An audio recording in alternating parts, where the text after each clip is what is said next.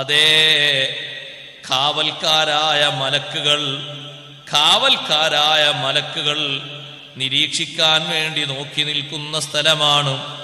സഹോദരങ്ങളെ, മഹാന്മാരായ പണ്ഡിതന്മാര് പറഞ്ഞു, മിർസ്വാദ് എന്ന വാക്കിന്റെ അർത്ഥം ഇസ്മുൽ ലിൽ മക്കാനില്ലദീ യുർസദു ഫീഹി, നിരീക്ഷിക്കാനുള്ള സ്ഥലം. ആരാണ് നിരീക്ഷണത്തിനുള്ളത്? അതേ ജഹന്നമിന്റെ കാവൽക്കാരായ 19 മലക്കുകൾ. അത് എത്രയും മലക്കുകൾ ഉണ്ടായിട്ട് 19 ഉള്ളൂ ആകെ. അലൈഹാ 19, ആ നരകത്തിന്റെ മുകളിൽ 19 മലക്കുകളുണ്ട്. 19 മതിയോ? എന്തിനാ 19? അവരുടെ രൂപഭാവം കേൾക്കുമ്പോ ഒന്ന് തന്നെ ധാരാളമാണ്. കാരണം ഒരൊറ്റ മലക്കിന്റെ രൂപം വിശദീകരിച്ചപ്പോ ഹബീബ് സല്ലല്ലാഹു അലൈഹി വസല്ലം പറഞ്ഞു, മാ ബൈന മൻകിബൈ അഹദിഹിം, ആ മലക്കുകളിൽ ഒരാളുടെ 2 തോളിനിടയിലുള്ള അകലം, വിശാലത, ഖമാ ബൈനൽ മശ്രിഖി വൽ മഗ്രിബ്, മശ്രിഖ് മഗ്രിബിന്റെ ഇടയിലുള്ള അത്രയും വിശാലതയുണ്ട്. ഒരൊറ്റ മലക്കിന്റെ 2 ചുമലിന്റെ ഇടയിലുള്ള അകലമാ പറഞ്ഞത്. ജീവിതത്തിലൊന്ന് കൂട്ടി നോക്കൂ, എന്തായിരിക്കും ആ മലക്ക്? കാണുമ്പോ തന്നെ ആരാ പേടിക്കാതിരിക്കുക സഹോദരങ്ങളെ?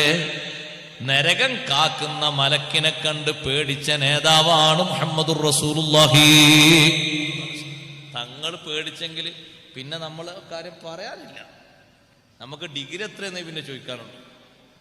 പേടികൊണ്ട് ഡൗൺ ആകുമെന്നേ പിന്നെ ചിന്തിക്കാനുള്ളൂ. മിറാജ് നടത്തിയപ്പോ നബി സല്ലല്ലാഹു അലൈഹി വസല്ലം തങ്ങൾ ജഹന്നമൊക്കെ കാണുന്നതിന്റെ മുമ്പ് ജഹന്നമിന്റെ മുന്നിൽ തന്നെ നിൽക്കുന്നു. നല്ല ദണ്ടും പിടിച്ചിട്ട് ഒരു മലക്ക്, നല്ല ഗൗരവ പ്രകൃതത്തിലാ നിൽക്കുന്നത്. അപ്പോ തങ്ങളൊന്ന് സലാം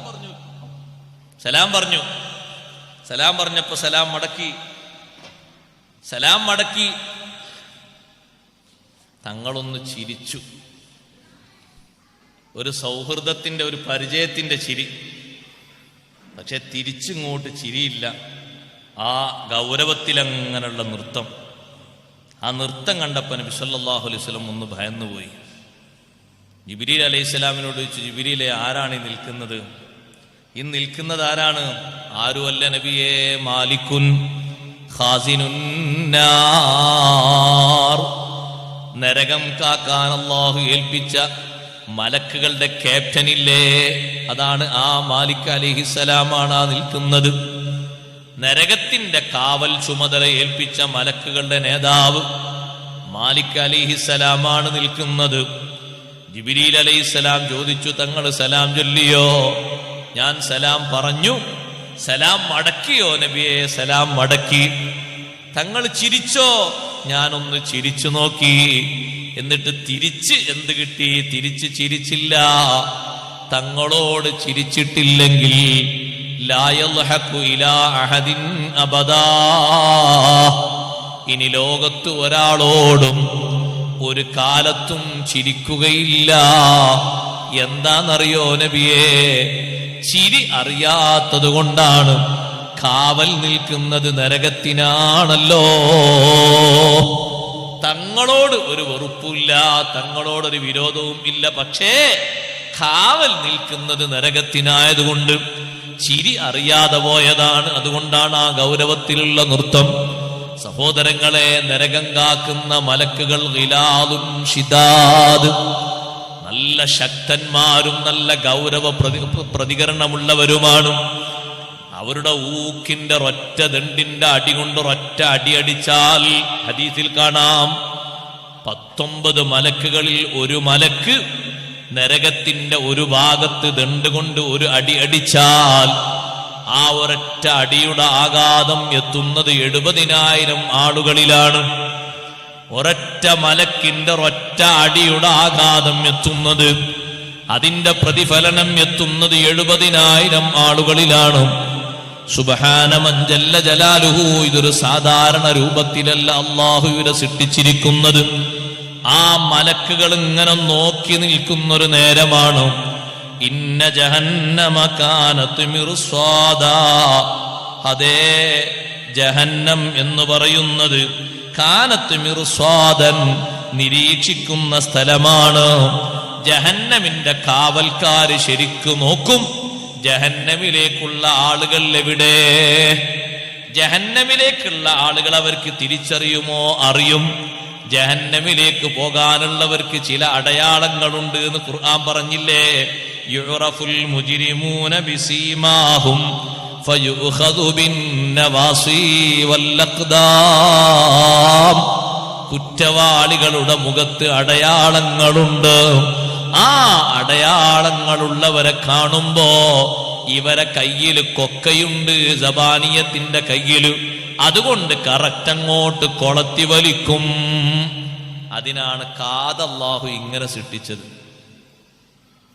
എവിടെയും കൊളത്ത് പിടിക്കാൻ പറ്റുന്ന ഒരു അവയവമാണ് കാത്. എവിടെയും കൊളത്ത് വീഴും. ഒന്ന് ചെറിയ കൊക്ക് കിട്ടുമ്പോൾ ഒന്ന് കൊളത്തി വലിച്ചുകൊണ്ട് എവിടെയും വീഴും കൊളത്ത്. അതിനാണ് അല്ലാഹു കാത് ഇങ്ങനെ സംവിധാനിച്ചത്.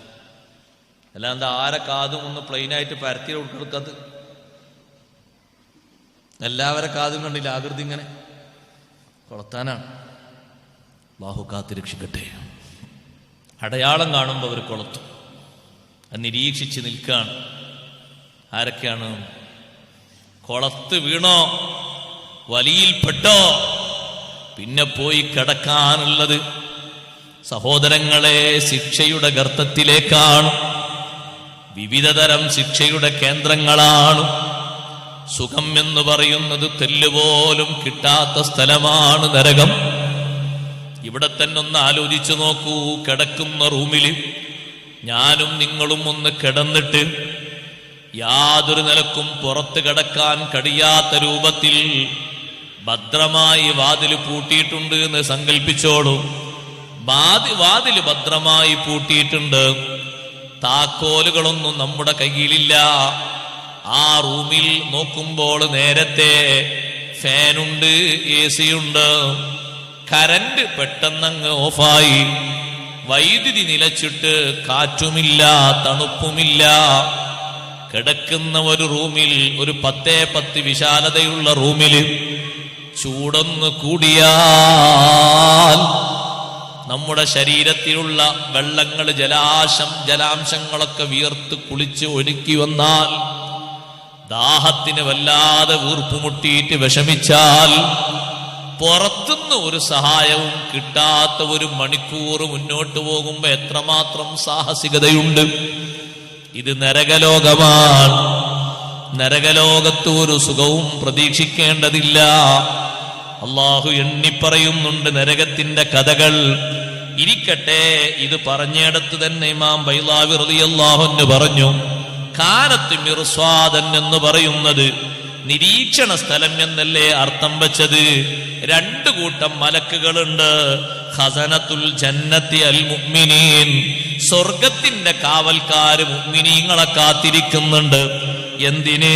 ലിയഹ്റുസൂഹും മിൻ ഫൈഹിഹാ, ഈ നരകത്തിന്റെ ഉഷ്ണക്കാറ്റിൽ നിന്ന് അവർക്ക് കാവൽ കൊടുത്തിട്ട് സന്തോഷപൂർവം അവരെ കൊണ്ടുപോകാൻ വേണ്ടി സ്വർഗത്തിന്റെ കാവൽക്കാരും അവിടെയുണ്ട്. ആ റൂട്ടിലുണ്ട്. ആ റൂട്ടിൽ അവരും കാത്തിരിക്കുന്നുണ്ട്. നരകത്തിന്റെ ആൾക്കാര് മാത്രമല്ല, ഖുർആനിൽ അല്ലാഹു ഇത്രേ പറഞ്ഞിട്ടുള്ളൂ. കാനത്ത് മിർസാദൻ, നിരീക്ഷിക്കുന്ന സ്ഥലമാണ് എന്നാ പറഞ്ഞത്. 2 നിരീക്ഷകരും ഉണ്ട്. നരകത്തിലേക്ക് പോകാനുള്ള ഹതഭാഗ്യരെ നിരീക്ഷിക്കുന്ന സബാനിയത്തുണ്ട്. സ്വർഗത്തിലേക്ക് പോകാനുള്ള മുഅ്മിനീങ്ങളെ കാത്തിരിക്കുന്ന സ്വർഗത്തിന്റെ കാവൽക്കാരായ മലക്കുകളും ഉണ്ട്. ഈ മുഅ്മിനീങ്ങൾക്ക് നരകത്തിന്റെ ചൂടുകാറ്റോ, നരകത്തിന്റെ ദുർഗന്ധമോ, നരകത്തിന്റെ ആളലോ, നരകത്തിന്റെ ശബ്ദമോ ഒന്നും കേൾക്കാത്ത